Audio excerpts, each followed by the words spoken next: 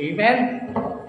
Magandang umaga po sa ating lahat, mga ginigiliw, mga minamahal ng Panginoon. May pag-asa po sa Panginoon, mga kapatid. No? Ang pag-aaralan po natin ngayon ay sino ba ang may karanasan, may encounter sa ating Panginoong Jesucristo, mga kapatid. No? Yun po ang tema ng ating pag-uusapan ngayon sa umagang ito, mga kapatid. No? Sino nga ba ang may pakikipagtagpo? Sino nga ba ang may karanasan, encounter sa ating Panginoong Jesucristo, mga kapatid? No? Alam niyo po, sa buhay ni Pablo, bilang isang apostol ng ating Panginoong Jesucristo, kung paano niya po ibinahagi ang kanyang karanasan, mga kapatid, sa ating Panginoong Jesucristo, na ang dami pong nabago ang kanilang pamumuhay. Nagkaroon po sila ng pagbabago sa kanilang pamumuhay nung narinig nila ang karanasan ni Pablo sa ating Panginoong Jesucristo, mga kapatid. Alam niyo ang kanyang karanasan, yung pagpunta niya po sa Damascus, na kung saan pupunta siya doon sa lugar na yon upang dalhin ang mga tao, babae, lalaki, para parusahan, mga kapatid, yung mga sumusunod sa daan ng ating Panginoong Jesucristo. Dadalhin niya sila doon upang igagapos, para paparusahan sila dahil sa pagsunod nila sa ating Panginoong Jesucristo, mga kapatid. Hindi lang yon. Si Pablo, mga kapatid, no, umayon din siya sa pagbato ng mga tao kay Esteban, mga kapatid. So, si Pablo, isang napakasamang tao, mga kapatid, isang pariseo, mga kapatid, pero napakasama, isang relihiyosong tao, mga kapatid. Pero, mga kapatid, no, ang ginagawa ng taong ito na si Pablo, ito ay hindi naman naaayon sa kalooban at kagustuhan ng Diyos. Ginagawa lang niya yon dahil sa doktrina ng relihiyon na kinakasaniban niya, yung Judaism, mga kapatid. No? Nagdadala siya ng mga tao sa kanilang Sanhedrin upang hatulan ang mga taong ito, katulad ng paghatol nila sa ating Panginoong Jesucristo, na ipinapatay nila ang ating Panginoong Jesucristo. Ganun po ang ginagawa ni Pablo, mga kapatid, at yun ang kadahilanan naman kung bakit siya pupunta sa Damascus upang kukunin, dadalhin yung mga babae, lalaki, ipapapatay, ibibilanggo, paparusahan sa kanilang pagsunod sa daan ng ating Panginoong Jesucristo, mga kapatid. Subalit, nagbago ang lahat ng ito, mga kapatid. Along the way, going to Damascus, mga kapatid, no? Along the way,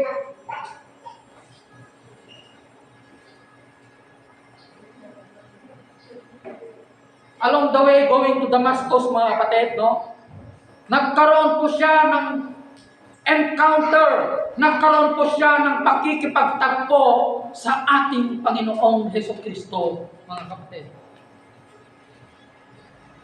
At nung nagkaroon po siya ng encounter, nagkaroon siya ng karanasan sa ating Panginoong Jesucristo, mga kapatid, sa daan papuntang Damascus, mga kapatid, bumagsak po siya. Nung nakita niya yung liwanag ng ating Panginoong Jesucristo, mga kapatid, bumagsak po si Pablo at kinausap po siya ng ating Panginoong Jesucristo. Anong sabi ng ating Panginoong Jesucristo sa kanya, mga kapatid? Sino po kayo, Panginoon? Sabi ni Pablo sa kanya. Bakit mo, sabi ng Panginoong Jesucristo sa kanya, Saul, Saul, bakit mo pinag-uusig? Bakit mo ako inuusig? Sinasabi po ng ating Panginoong Jesucristo kay Saul o Pablo, mga kapatid. Para mong Alam mo ang ginagawa mo, Pablo, para mong tinatadyakan yung isang matulis na bagay. Sabi niya po, kay Pablo, mga kapatid, kay Saul, nung nagkaroon ng encounter si Pablo sa ating Panginoong Jesucristo, mga kapatid. So, yung mga kasama ni Pablo, mga kapatid, may naririnig lang silang nagsasalita. Naririnig nila yung salita pero hindi nila maintindihan. Ang nakakaintindi lamang ng mensahe sa oras na yon ay walang iba kundi si Pablo, mga kapatid, na isang napakasamang tao. Siya lamang ang nakakita. Nakita nila ang liwanag, pero ang pagkakalam nila, yung liwanag na yun ay normal lang na liwanag. Subalit, mga kapatid, yung liwanag na yun, yun ang nagsalita, yun ang nagpakilala kay Pablo na siya ang ating Panginoong Jesucristo, mga kapatid.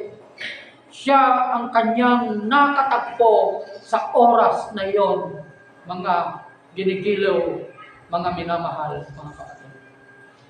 Kaya, alam niyo po, mga kapatid, no? Hindi lahat, mga kapatid, marami ang pumapasok sa simbahan. Marami pong pumapasok sa church.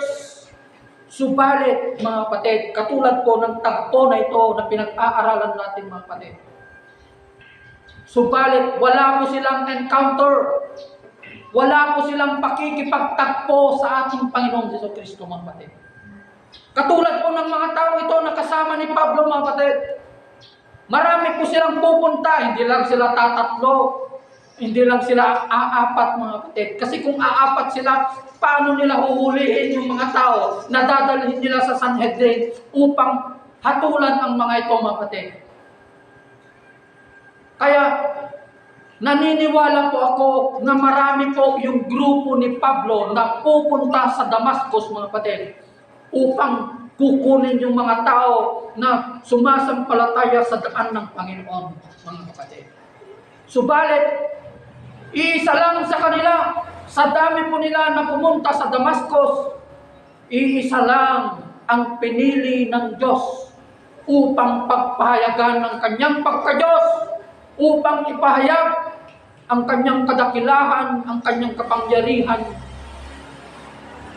Walang iba kundi si Pablo, mga kapatid. Isa lang ang kanyang pinili na pagpahayagan sa oras na iyon, mga kapatid. Kaya sa takpong ito, inihalin tulad ko rin po, mga kapatid, sa mga taong pumapasok din sa simbahan, sa church building, mga kapatid. Hindi lahat ay meron silang pakikipagtagpo sa ating Panginoong Jesucristo. Alam nyo kung sino ang mga may karanasan, may encounter lamang sa ating Panginoong Jesucristo. Walang iba kundi yung nagpapatuloy na nagbabasa. Yung mga nagpapatuloy na sumasampalataya at nananalig sa ating Panginoong Jesucristo, mga kapatid. Sila po, yung mga may totoong karanasan, meron silang totoong encounter sa ating Panginoong Jesucristo, mga kapatid. Dumating man ang pagsubok sa kanilang pamumuhay, mga kapatid, hindi po sila tatalikod, bagkus nagpapatuloy po sila sa paglilingkod sa ating Panginoong Jesucristo, mga kapatid. Alam niyo po, pumunta pa po sa Kalinga kahapon, mga kapatid, no? Nagkaroon po kami ng ministeryo sa Kalinga, mga kapatid, at alam nyo, habang nagde-devotion po ako doon sa sasakyan, mga kapatid, no? Ang sinasabi ng Espiritu Santo, kailangan ibahagi ko yung bautismo sa tubig, mga kapatid. Yung pagbabautismo sa tubig. Kaya ang sabi ko sa kanila, mga kapatid, 5 taon na po kaming pabalik-balik sa lugar na ito. Sabi ko po sa kanila, mga kapatid. 5 taon na po kaming pabalik-balik dito, mga kapatid, mga ginigilaw. Sabi ko po sa kanila sa Kalinga, mga kapatid. No? Ang ibabahagi ko ngayon sa inyo ay patungkol po sa bautismo sa tubig. Sabi ko sa kanila. Alam nyo, sabi ko po mga kapatid na hindi po tayo tataas, hindi po tayo magle-level up, mag-grow sa salita ng Panginoon hanggat hindi natin tanggapin ang gawain ng Panginoon ng pagbabautismo sa tubig. Nang ibig sabihin, ang sinisimbolo ng pagbabautismo sa tubig ay hindi lang sa pagsisisi ng ating mga kasalanan, mga kapatid, kundi ito ay pagbabago ng buhay, hindi lang yung pagsisisi na sinasabi ko. Ang pagbabautismo sa tubig, ito ay pagpapahayag ng pagkilala natin sa ating Panginoong Hesukristo bilang Hari, tagapagligtas ng ating buhay at kaluluwa, mga kapatid. Yun po ang ibig sabihin, hindi lang yung pagre-repent po natin ng ating kasalanan dahil magpapabautismo tayo ng tubig, kundi ito ay sumisimbolo rin sa ating pananampalataya sa Kanya.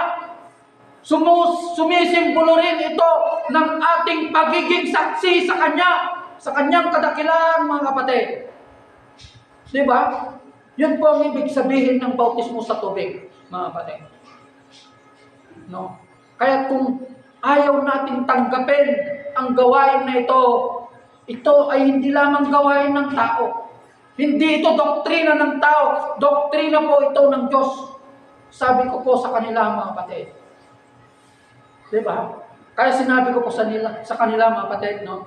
Ang bautismo sa tubig, isa pa na pinakamahalaga sa lahat kung bakit tayo nagpapabautismo sa tubig. Sabi ko sa inyo, upang tanggapin po natin yung kaloob ng Diyos, ang Kanyang grasya at awa, mga kapatid.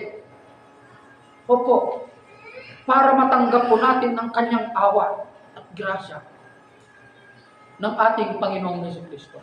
Kung ayaw po nating tanggapin ang bautismo na yon, ibig sabihin, mga kapatid, nakagapos pa rin tayo sa kasalanan. Ayaw nating talikuran ang kasalanan na ginagawa natin. Marami pong hindi nakakaintindi ng bautismo sa tubig. Kaya sinabi ko po sa kanila, hindi kayo magpapabautismo dahil you want to please me. Dahil relatives kayo ng asawa ko, ay magpapabautismo ako kay pastor, nakakahiya. Hindi po.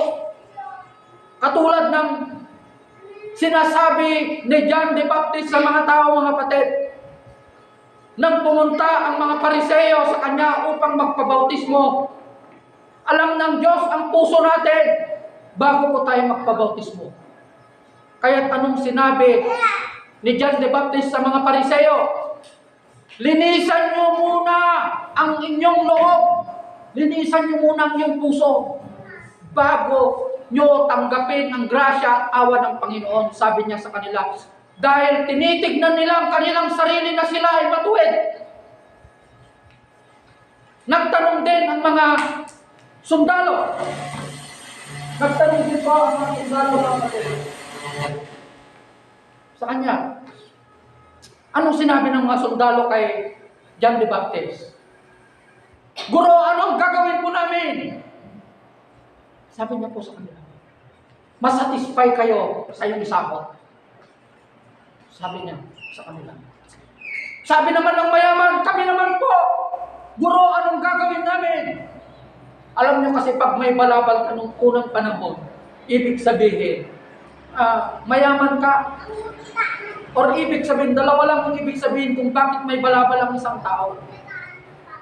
Either isa kang bulag or sumisimbolo na meron kang kaya sa buhay.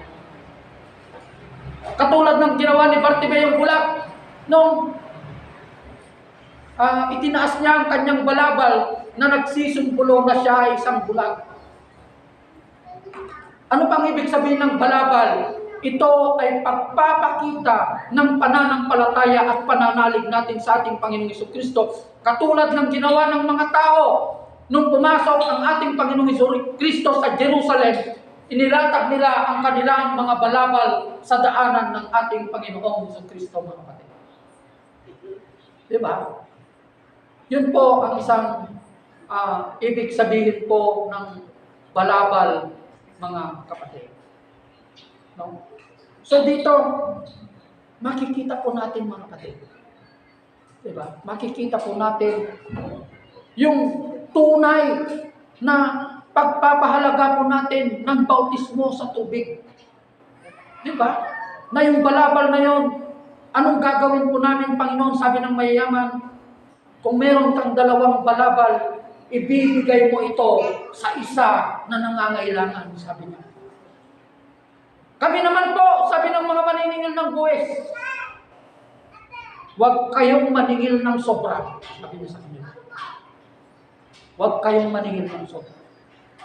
Kaya dapat meron kang gagawin. Ang pagsisisi ng kasalanan, meron kang gagawin, merong restitution na sinasabi. Di ba?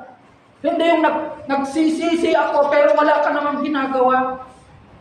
Dapat makikita yung ebidensya ng pagbabago ng buhay mo. Mga kapatid. Alam nyo, nung nagkaroon po ako ng karanasan sa ating Panginoong Jesucristo, mga kapatid, no? Nung nagkaroon po ako ng karanasan sa Kanya, mga kapatid, nung tinanggap ko ang ating Panginoong Jesucristo bilang Diyos at tagapagligtas ng aking buhay, nung nagpabautismo ako ng tubig sa pamamagitan ng ating Panginoong Jesucristo, na sumisimbolo ng aking pananampalataya, ng aking pananalig sa Kanya, ng pagkilala ko sa aking Panginoong Jesucristo bilang Hari at tagapagligtas ng aking buhay at kaluluwa, na sumisimbolo rin ng pagtanggap ko ng Kanyang grasya at awa, mga kapatid. Hindi ko na po binalikan ang mga kasalanan na ginagawa ko po.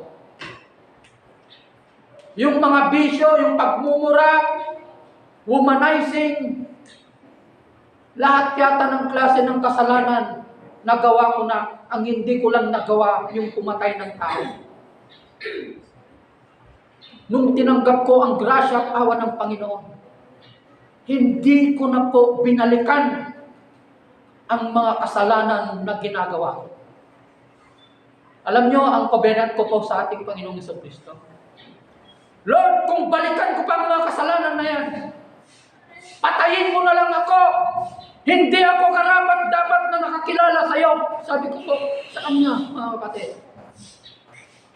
Di ba? Hindi po ako karapat dapat na nakakilala sa iyo, Panginoon.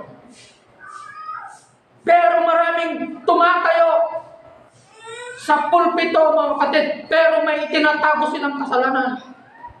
Umiinom ng alak, naninigarilyo, meron silang illicit relationship sa labas. Napakahirap, mga kapatid. Natatayo po tayo dito sa pulpito na ito na ipinapahayag natin ang salita ng Diyos. Subalit meron tayong itinatagong kasalanan sa ating buhay, mga kapatid. Opo. Napakahirap, mga kapatid. Kaya, nagyayabang po ako dito. Hindi dahil sa aking kahangalan kung minsan ang ipinagyayabang ko dito sa harapan ng pulpito, mga kapatid. Nung nakilala ko ang aking Panginoon, hindi ko na binalikan ng mga kasalanan na yan. Mga kapatid. Hindi na po. Natatakot na po akong gumawa ng kasalanan na yan, mga kapatid. Diba? Yun ang patunay na meron po tayong pakikipagtagpo sa ating Panginoong Jesucristo. Magkakaroon ng pagbabago ng iyong buhay. Diba? Magkakaroon ng pagbabago ng iyong buhay. Kaya nga, one of the evidences, no? One of the evidences of receiving the gift of God, isa sa mga ebidensya ng pagtanggap, mga kapatid, ng kaloob ng Diyos, yung speaking in tongues. This is a gift from God. Opo. Ito ay, dito na ako magtatapos, ito ay regalo po, kaloob ng Diyos. Ibig sabihin, walang bayad. Na ibinigay niya po ang kaloob na ito, mga kapatid. Alam mo, alam nyo kung ang isang taong nakaranas ng kaloob na ito, yung pagsasalita ng wika ng langit, mga kapatid, ibig sabihin, mga kapatid, pag natanggap mo ang kaloob na ito, nakita ng Diyos yung puso mo kung bakit niya ibinigay yung kaloob na ito. Opo. Hindi ka pwedeng mag-speaking in tongue, pero umiinom ka naman ng alak. Tinatago mo naman yung pag-inom mo ng alak. Ibibigay lamang ng Diyos ang kaloob na ito kung nakita niya yung puso mo na wala ng bayad na kasalanan. Mga kapatid. Pero kung nagsisinungaling ka, yung speaking in tongue mo na yan, mga kapatid, tinularan mo lang yan.